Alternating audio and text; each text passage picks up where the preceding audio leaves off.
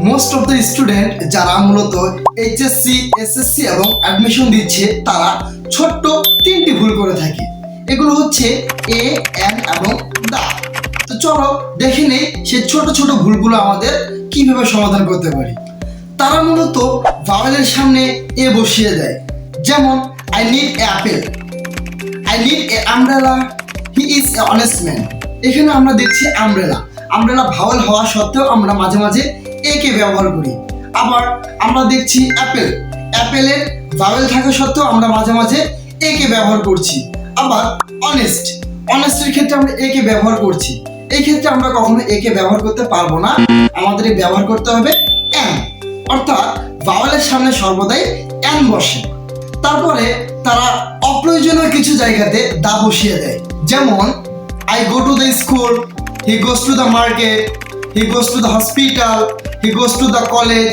এই ক্ষেত্রে আমরা হসপিটাল, মার্কেট, কলেজ এদের সামনে আমাদের দা বসানোর কোনো প্রয়োজন নেই, কেননা এদেরকে আমরা উদ্দেশ্য প্রণোদিতভাবে বলছি।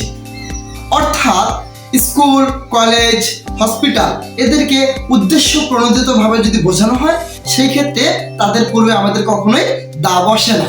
তারপরে ম্যাক্সিমাম ক্ষেত্রে আমরা ভুল করে থাকি, কিছু ইউনিক জিনিস রয়েছে তাদের ক্ষেত্রে আমরা দাকে ব্যবহার করি না, যেমন সূর্য, চন্দ্র, পৃথিবী, বিভিন্ন দিক।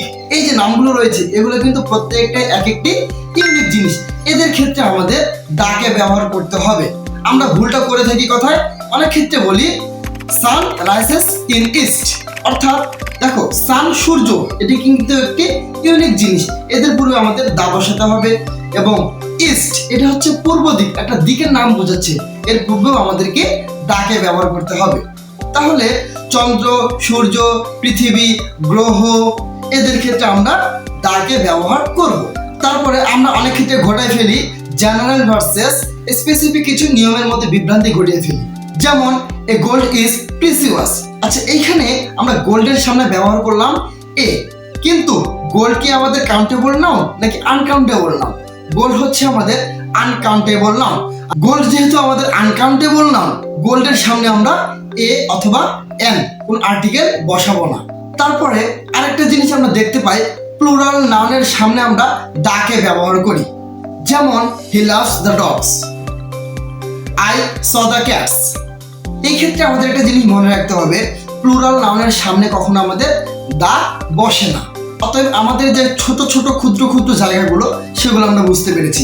আশা করছি তোমরা নিজেদেরকে শুধরিয়ে নিবে।